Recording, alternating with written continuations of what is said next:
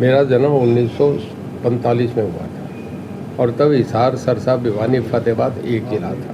मुझे आप कैसे कहेंगे मैं बाहर का हूँ? उधार का नहीं, उधार के उधार का क्या रिश्ता? चौटाला जी का ये कहना है कल कि 400 पार का नारा और उधार के प्रत्याशी। अच्छा, 400 पार का नारा उधार के प्रत्याशी। उधार के प्रत्याशी दूसरी पार्टी से लाए प्रत्याशी। 6 प्रत्याशी पंजाब है चाहे हरियाणा में तो 10 में से 6 प्रत्याशी देखिए मैं इस बात का जवाब दे रहा हूँ।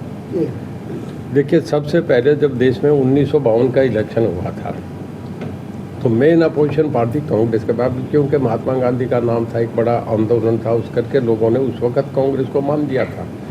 कांग्रेस के सामने जो विपक्षी पार्टी आई वो स्वतंत्रता पार्टी थी, स्वतंत्र पार्टी, कोई पार्टी नहीं थी। तब सारा ही जितने राजे थे, जयपुर का राजघराना था, बड़ौदा का राजघराना था, मैसूर का था, उदयपुर का था, जोधपुर का था, जितने राजा थे, स्वतंत्र पार्टी सबसे बड़ी पार्टी थी जो विपक्ष में न विपक्ष था।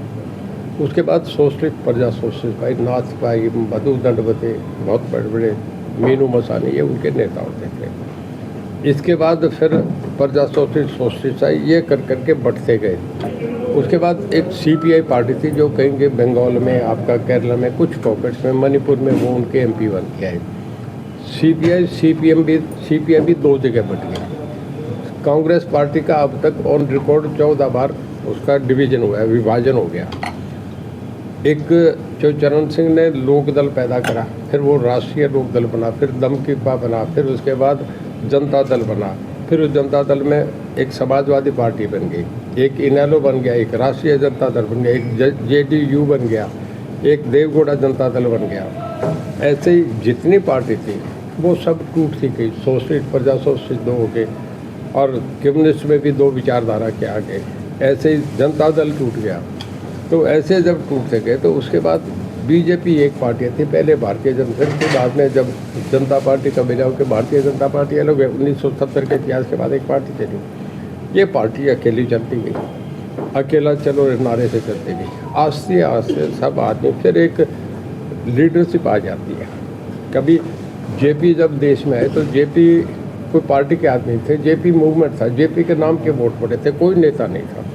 देश में एक नेता होता है। आज नरेंद्र मोदी देश का एक बहुत बड़ा वैक्यूम था, जो कांग्रेस के खिलाफ लोगों का विद्रोह था, उसके खिलाफ जयप्रकाश नारायण जो वो खड़े हुए। उसके बाद अब कांग्रेस के खिलाफ एक नरेंद्र मोदी जी ने देश में एक बहुत बड़ी कवायद संभाली, तो उन्हें एक्सेप्ट कर दिया। 1952, 57, 62 में पंडित जवाहरलाल नेहरू प्रधानमंत्री बने थे। कारण था महात्मा गांधी का बड़ा घर था, जलियांवाले बाग को नहीं भूले थे, अंग्रेजों के प्रशासन के खिलाफ लोगों में आक्रोश। 1 मिनट में सवाल मेरा कंप्लीट कर, आप थोड़ा सा प्लीज मुझे दे दे समय। उसके बाद आज जो है ना जी, नरेंद्र मोदी पहली बार एक पार्टी की सिंगल पार्टी 2014 में, 2019 में और 2024 में 3 बार प्राइम मिनिस्टर बनने की बात पे जा रहे हैं। ये बहुत बड़ा मैंडेट है, देश उनके साथ खड़ा है, 145 करोड़ करना है, तो सब चीज़ें छोटी हो गई। उसमें आगे हर आदमी देखता है हमें नेतृत्व चाहिए, देश को इस हालात में कौन देश को आगे लेके जाता है, उस करके हम साथ हो गए। सर, अभी आपने कहा था कि आपका जन्म 1945 में होता, 18 मई 1945 आपका जन्म। नहीं, 18 मई मैं बोला ही नहीं, 45 नहीं, मैं बोल रहा हूँ सर 18 मई है। नहीं, 28 मई है। 28 मई है। हाँ, चलो बोलिए। हाँ, और उसी हिसाब से आपकी पार्टी ने एक नियम बनाया था कि 75 पार से जो एज क्रॉस कर चुके हैं उनको टिकट नहीं देगी BJP, तो आपके लिए एक विशेष रिलैक्सेशन बढ़ती गई है। कुछ लोगों को मिला, एक मेरे ख्याल में परनीत कौर है जो महाराजा पटियाला की वाइफ हैं, उन्हें भी अमरिंदर सिंह जी की वाइफ है शायद, उन्हें भी मिला है। ये पार्टी का निर्णय, उसमें आप और हमारा है, को ना आपसे अब पूछेंगे ना मेरे से पूछेंगे, पार्टी का निर्णय पार्लियामेंट्री बोर्ड है, पार्टी की सुप्रीम बोर्ड वो तय करती है। अब उन्होंने मुझे कैंडिडेट मतलब मैं उनका उम्मीदवार मैं वोट मांग रहा हूँ, ऑफिशियली मैं उनका कैंडिडेट। सर, इलेक्ट्रोल बॉन्ड का बहुत बड़ा मामला आया है। ऐसा भी मामला आया है कि ED से पहले कंपनियां धमकवाई गई, उसके बाद ED की रेड हुई, फिर वो देखिए इस इलेक्ट्रोल बॉन्ड देने आई और वो BJP ने बुनाई। तो इस पे क्या ED की रेड भविष्य में भी अगर BJP आती है तो ED वाला दुरुपयोग चलता है? इस विषय में बहुत क्लियर हो गया, सुप्रीम कोर्ट की गाइडलाइन के बाद हमारे लॉ मिनिस्टर ने सारा कुछ कह दिया गया, उससे दोबारा अनावश्यक बात कहने की। सर, हिसार लोकसभा में 4 विधानसभा में मुख्यमंत्री नायब सिंह सैनी और जो संगठन के तौर पर प्रदेश अध्यक्ष भी मौजूद हैं। 4 प्रोग्राम कर चुके हैं वो, उसमें ना तो कैप्टन अभिमन्यु नजर आए और ना कुलदीप बिश्नोई, क्या वजह से? देखिए, वो आसाम के जो है वो प्रभारी बना के भेज दिए गए हैं। पूरे देश में चुनाव हो रहे हैं, आसाम के चुनाव पहले हैं, उन्हें पहले जाना पड़ा, उनकी ड्यूटी है, ड्यूटी जाकर संभालनी होती है। जैसे हमारे यहाँ मुख्यमंत्री जी आ रहे हैं, जो हमारे देख रहे हैं वो उन्हें अब पहले आ गए। हमारे चुनाव अभी बहुत लंबे हैं, अभी तो 1.5 महीना पड़ा है, 1.25 महीना पड़े हैं। जो कभी भी वो आएंगे, एक बार सब वर्कर्स को कह के चल के गए, आपके नोटिस में है नहीं, अगर इतनी बारीकी से आप देख रहे हैं तो ये भी देख लो, वो कह के गए कि रणजीत सिंह की मदद करो, पार्टी के उम्मीदवार की मदद करो, अपने वर्कर्स मीटिंग करके चले गए। ये उन्होंने नारनौद में करी है 3 दिन पहले। भव्य बिश्नोई यहाँ आया था, कुलदीप बिश्नोई से मेरी बात होगी, माननीय मनोहर लाल जी की भी बात है, वो आखिर चुनाव में करेंगे, कहीं गए हुए थे, अब वो आखिर चुनाव में लगे, सब कोई लगेंगे। नाराजगी नहीं है जी, कोई नाराजगी नहीं है? नहीं, कोई नाराजगी नहीं, इस पार्टी में कोई नाराज है ही नहीं, सब साथ हैं, हम एक सर, आप पूर्व में भी भाजपा में रहे हैं, तो जब आपने भाजपा को छोड़ दिया था तो वो कोई सैद्धांतिक विचारधारा के कारण आपने भाजपा का त्याग किया था या कुछ और अन्य कारण थे? देखिए, तो दोबारा आज भाजपा में है आप। घड़ी जो है ना जी, आपकी घड़ी को समारो 9, 10, 11, 12 बजाएगी, 12 के बाद फिर वो वापस 11 पे नहीं जाएगी। पिछला जो हो गया उस पर काटा मारा, घड़ी बाद में 1 से चलती है, अब नहीं चलती है। मैं अब आ गया पार्टी में, पार्टी के निर्णय के साथ चल रहा हूँ, मुझे नेतृत्व अच्छा लगा, मैं आ गया। तो चुनाव में समय बहुत है, बीजेपी के सभी प्रत्याशी घोषित हो चुके हैं, कांग्रेस या दूसरी पार्टियों ने नहीं किया, तो उसका फायदा मिलेगा बीजेपी को या नुकसान होगा? देखिए, मैं आपसे बताऊं, कांग्रेस प्रत्याशी हमसे पहले घोषित हो जाता तो भी कोई फर्क नहीं पड़ना था, हमारे बाद भी घोषित हो जाए तो भी कोई फर्क नहीं था। ये मोदी साहब का एक बहुत बड़ा मूवमेंट है, इतना सब जगह आप मीडिया वाले भी जानते हो, तो अंदर सभी आप मेरे सामने कह नहीं रहे, वो तो आपको भी पता है कि घोषित पहले हो जाए, अब हो जाए, किसी वक्त हो जाए, सीटें बीजेपी को मिलेंगी, उनके नाम का वोट है, मिल रहा है। भारतीय जनता पार्टी 10 की 10 सीटें जीतेगी। तो सर, मध्य भारत में, लेकिन पिछली बार की अगर बात करें 2019 में उत्तर और मध्य भारत में लगभग सभी सीटें जो हैं जीती हैं बीजेपी ने, काफ़ी मेजोरिटी में जीती हैं। दक्षिण भारत नहीं जीत पाया था, तो अब कहाँ बढ़ती हुई नज़र आ रही हैं सीटें, कहाँ बढ़ती नजर आ रही हैं? देखिए, मैं आपको एक बता रहा हूँ, मेन फाइट कांग्रेस से रहेगी, ये आप मानते हैं। वेस्ट बंगाल में मैं 1977 की बात की मैं कह रहा हूँ, 1977 के बाद जब से जनता पार्टी आई थी उस वक़्त, 1977 के बाद वेस्ट बंगाल, आपका उत्तर प्रदेश, बिहार और गुजरात, उड़ीसा और तमिलनाडु, इन 6 स्टेटों में पिछले 47 साल से कभी भी कांग्रेस सरकार नहीं आई, सब हमेशा बीजेपी या दूसरे अन्य दल आई हैं।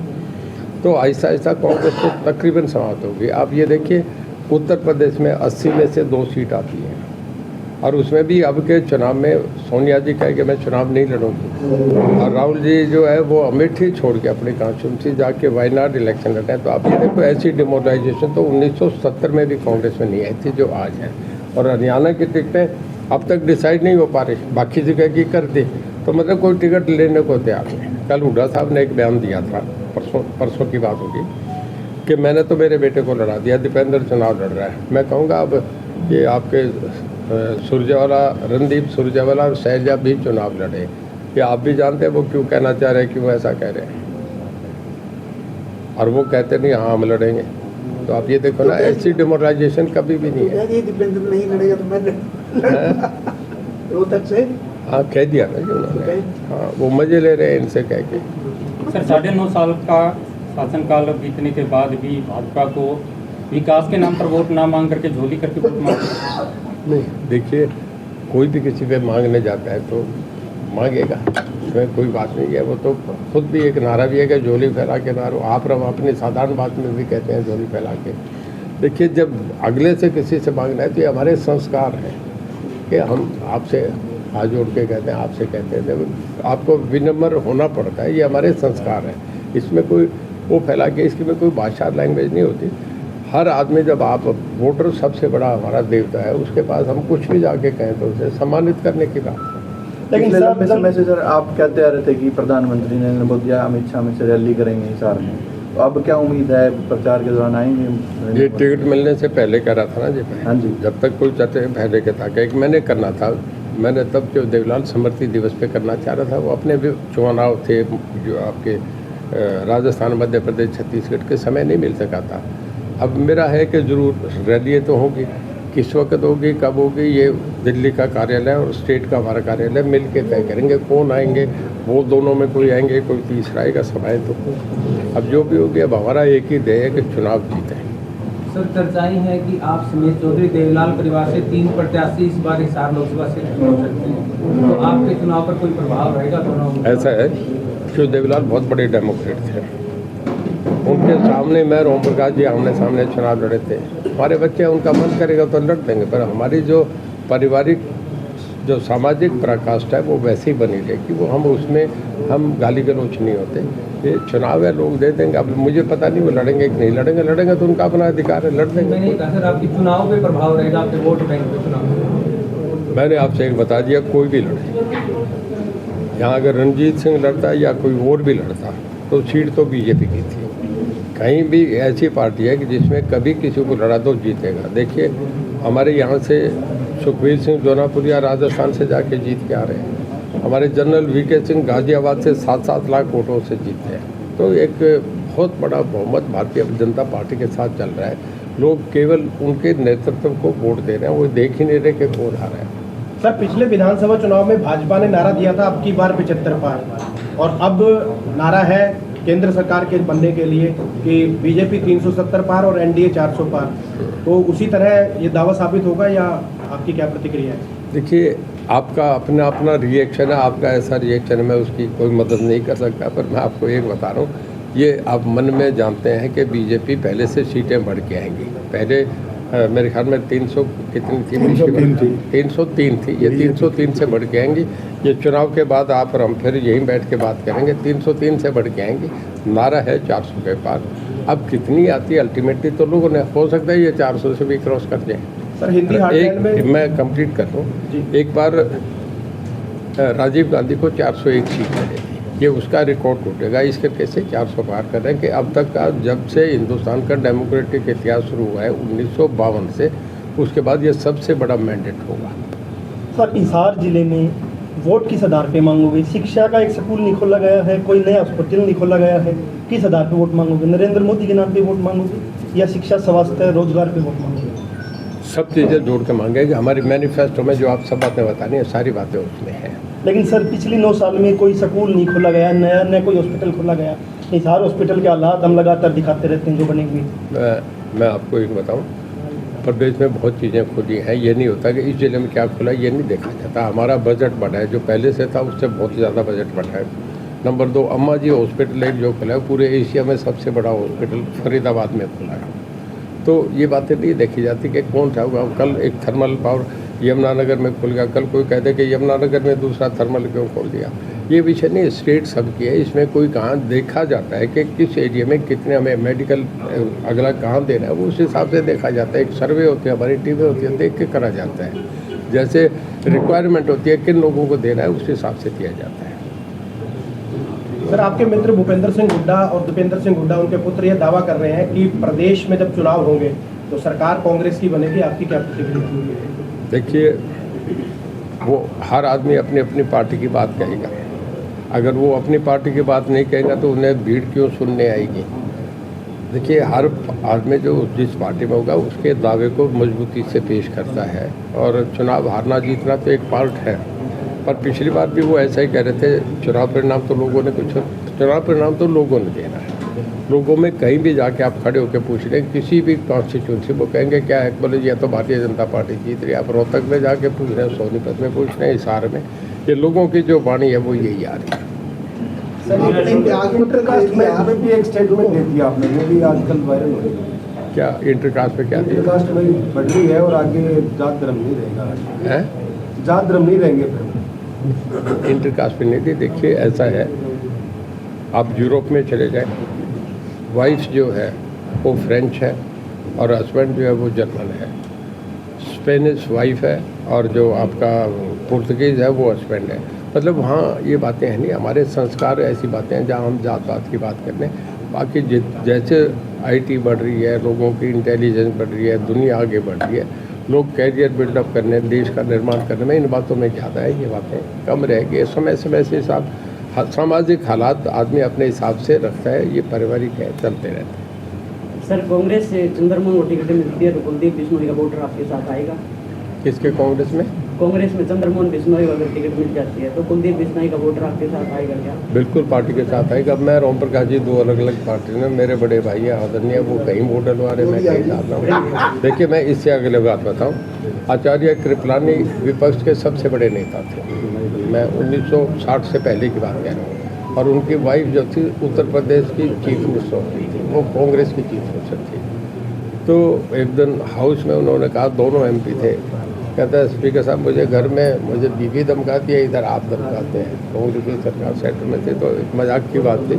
हर आदमी का देखिए प्रजातंत्र की परिभाषा है एक लाइन की कि जहाँ विचारों का विरोधाभास होगा उसे प्रजातंत्र कहते हैं। कोई आजकल वोट डाल के कोई हस्बैंड ये नहीं कहता अपनी वाइफ को तू उसको वोट डाल, कहता मैं वोट डाले आप वोट डालें। कुलदीप बिश्नोई के वोटरों में थोड़ी नाराजगी चल रही है सर, तो उस पर आप क्या प्रतिक्रिया करेंगे? चंद्रमोहन के या कुलदीप बिश्नोई के सर? नहीं, मेरे साथ है, पूरी तरह साथ है। भव्य यहाँ मंच पे थे, मुझे कह के कि अंकल जहाँ कहोगे प्रोग्राम बना लो, मैं आपके साथ चलूँगा। कुलदीप का मेरे बराबर रोज़ बात होती है।